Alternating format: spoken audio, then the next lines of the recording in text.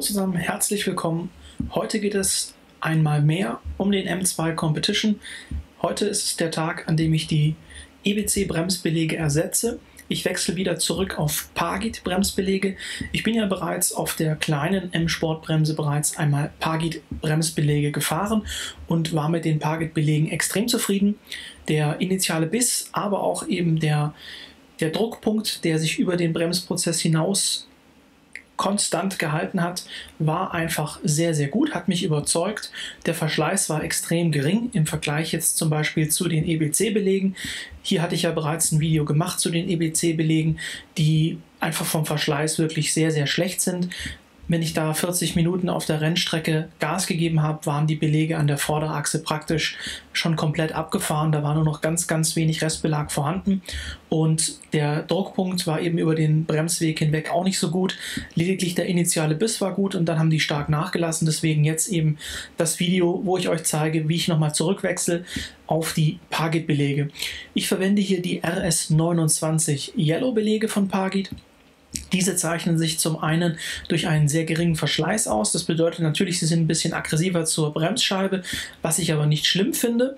Dann haben sie einen sehr konstanten Reibwert und haben auch bereits im kalten Zustand so einen sehr, sehr guten Biss.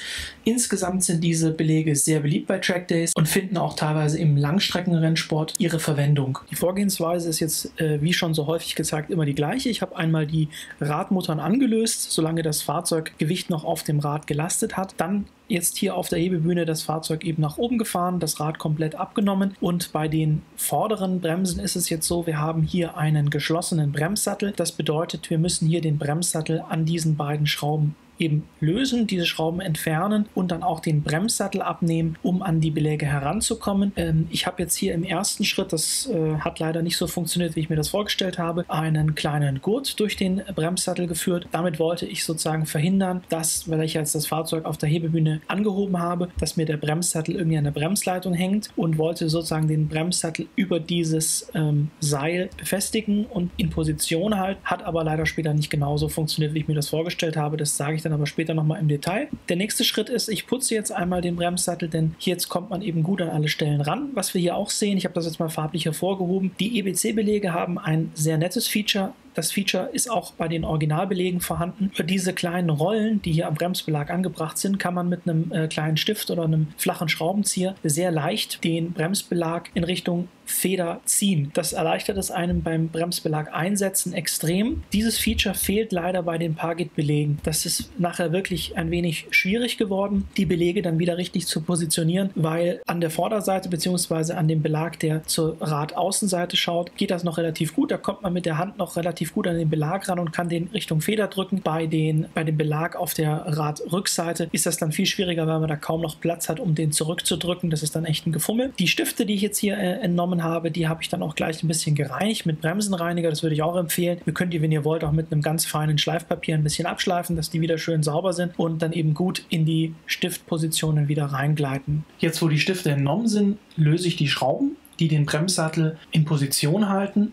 Und wenn die Schrauben gelöst sind, dann werde ich feststellen, dass diese Lösung, die ich mir da überlegt habe, mit dem Seil nicht so hundertprozentig funktioniert. Das war dann doch irgendwie ein bisschen zu lang. Außerdem hat das die ganze Zeit hin und her gebommelt. Das heißt also, ich hatte das nicht wirklich fest im Griff und habe mich dann wieder dafür entschieden, das so zu machen, wie ich das aus meiner Einfahrt kenne, wo das Fahrzeug am Boden ist, dass ich einfach was drunter stelle, wo ich den Bremssattel ablegen kann. Na, jetzt hier einmal der Versuch von mir, wo ich den Bremssattel eben von der Scheibe löse und dann versuche, das hier an dem Seil hängen zu lassen. Das ist das Seil aber zu lang, da ist mir zu viel Spannung auf dem Bremsseil. Da habe ich versucht, das Seil kürzer zu machen, habe dann aber festgestellt, dass da am Radträger bzw. an der Aufhängung verschiedene Metallstücke sind, die dann da Richtung Bremssattel zeigen und da war mir dann irgendwie das Risiko zu groß, dass ich dann da nachher meinen Bremssattellack beschädige. Deswegen habe ich mich dann dafür entschieden, erstmal nur die Beläge jetzt hier rauszunehmen, also die alten EBC-Beläge rauszunehmen und dann den Bremssattel nochmal zu positionieren, nochmal kurz leicht die Schrauben anzuziehen und dann eben das Fahrzeug abzusenken und die ganze Konstruktion wieder so vorzunehmen, wie ich das eben gewohnt bin oder wie ich das schon häufiger gemacht habe, dass ich lediglich den Bremssattel auf etwas draufstelle, was ich dort eben positionieren kann in der Höhe. Hier jetzt also wie gesagt die Belege raus, die waren wirklich komplett fertig. Das hatte ich ja in dem einen Video schon erzählt, dass da die Langlebigkeit der EBC-Belege wirklich sehr schlecht ist, sprich der Verschleiß der Belege ist sehr hoch. Dadurch ist natürlich der Verschleiß an der Bremsscheibe selber relativ gering, aber wenn jetzt die Performance gut gewesen wäre von den EBC-Belegen, hätte ich das vielleicht verschmerzen können. So war aber die Performance nicht so gut und der Verschleiß extrem hoch, deswegen kommen die jetzt eben wieder raus.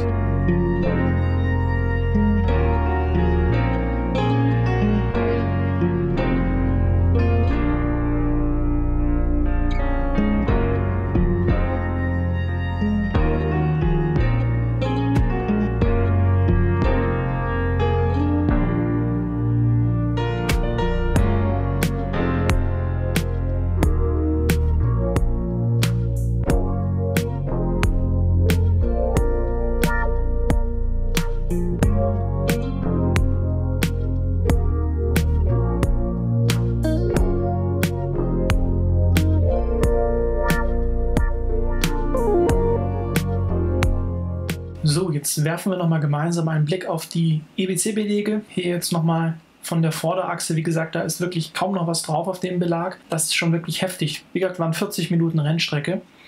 Wir sehen auch, die Seiten sind unterschiedlich stark abgenutzt. Ja? Also die Innenseite hat noch mehr Belag als die Außenseite. Da bin ich mir jetzt auch nicht ganz sicher, woher das kommt. Das werde ich auf jeden Fall im Auge behalten. Und jetzt kommen eben die RS29 Yellow Belege von Pagid rein. Und hier sehen wir dann gleich, dass da eben deutlich mehr Belag drauf ist. Das einzige Manko ist, wie gesagt, dass diese kleine Nase fehlt, um den Belag besser positionieren zu können. Hier jetzt nochmal das Schaubild, wie die Performance des Belags aufgeteilt ist in den verschiedenen Bereichen und wir sehen, selbst der hintere Belag, der nicht so stark abgenutzt wurde, ist eben schon deutlich verschlissen. Jetzt also die Montage der Belege im Sattel. Dazu lasse ich das Fahrzeug wieder ab und positioniere den Sattel auf einer kleinen Box, damit er mir eben nicht verrutscht und ich das gut im Griff habe.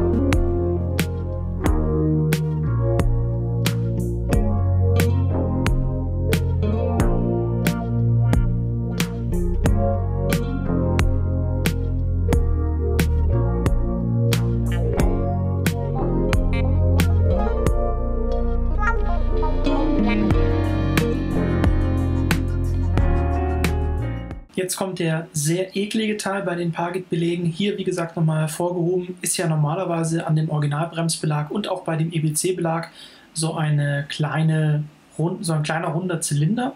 Und über diesen runden Zylinder kann man den Belag dann nach vorne holen. Das ist sehr wichtig, wenn man den Belag positionieren möchte, damit man das Loch für den Stift oder für den Splint in eine Flucht bekommt. Das fehlt hier jetzt bei den Pagid-Belegen und man muss sozusagen hinten am Sattel hat so eine ganz kleine Lücke, wo man vielleicht mit 2 Fingern reinkommt, um den Bremsbelag dann eben nach hinten gegen die Feder zu drücken, damit man mit dem Loch in eine Flucht kommt. Das ist aber wirklich ein riesiges Gefummel und echt nervig. An der Vorderseite geht das relativ gut, weil dort eben ja nichts im Weg ist und man da mit der Hand gut hinkommt. Auf der Rückseite ist es aber echt eklig und hier würde ich mir wünschen, dass Pagid die Belege auch eben mit so einem kleinen Zylinder ausliefert, wie das bei den Originalbelegen oder auch bei den EBC-Belegen der Fall ist.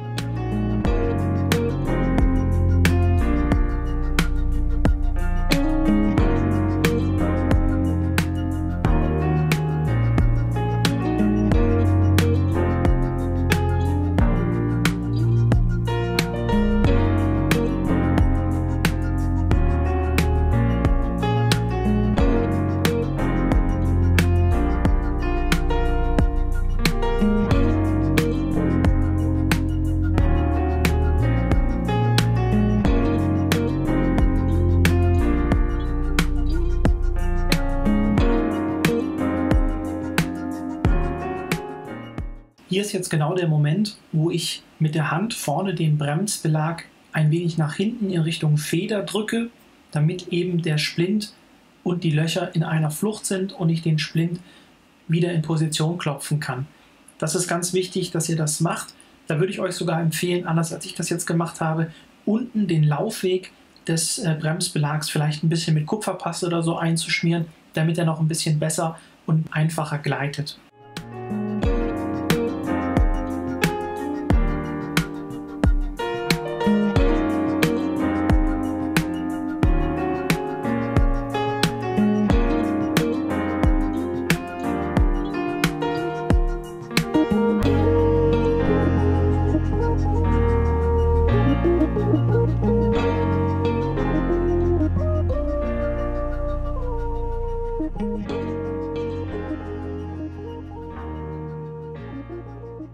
So sieht jetzt also die fertig montierte Seite an der Vorderachse aus.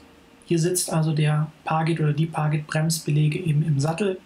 Am Ende nicht vergessen, dass ihr die Schrauben nochmal richtig festzieht an eurem Bremssattel, damit sich da später auch nichts löst. Das Ganze zeige ich jetzt auch nochmal für die andere Fahrzeugseite. Hier lasse ich einfach nur Musik laufen, der Prozess ist ja der gleiche.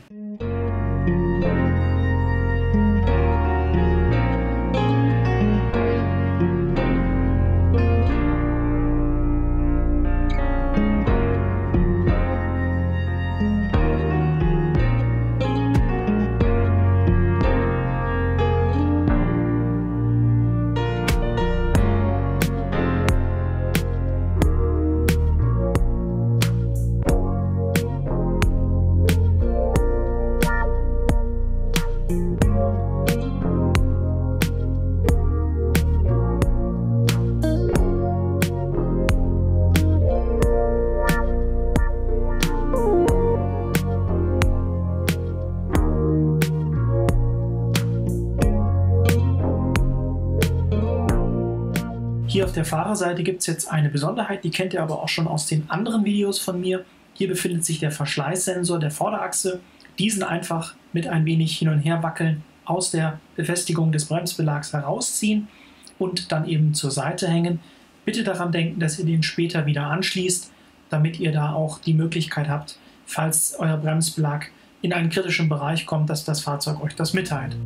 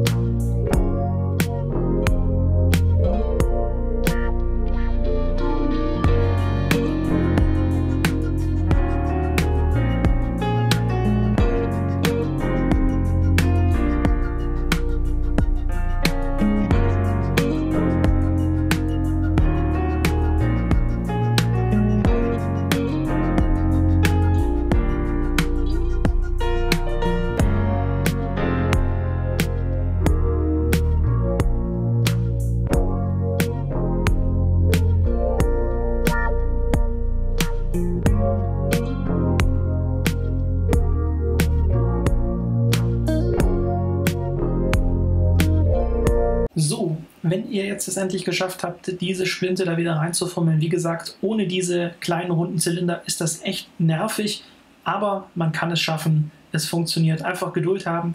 Wenn die Stifte und Splinte wieder alle sitzen, die ganzen Schrauben von eurem Bremssattel noch einmal festziehen und dann seid ihr auch schon durch mit dem Wechseln der Bremsbeläge. Hier im Abspann sind jetzt auch nochmal andere Videos zum Thema Bremsenservice verlinkt, sowohl für die M-Sportbremse als auch für andere Fahrzeuge oder auch für eben den Wechsel der Bremsbeläge an der M-Performance-Bremse. Die sind ein bisschen ausführlicher. Das war jetzt nur eine kurze Zusammenfassung, weil ich das ja schon mal gemacht habe. Ich hoffe, es war hilfreich. Bis zum nächsten Mal. Ciao!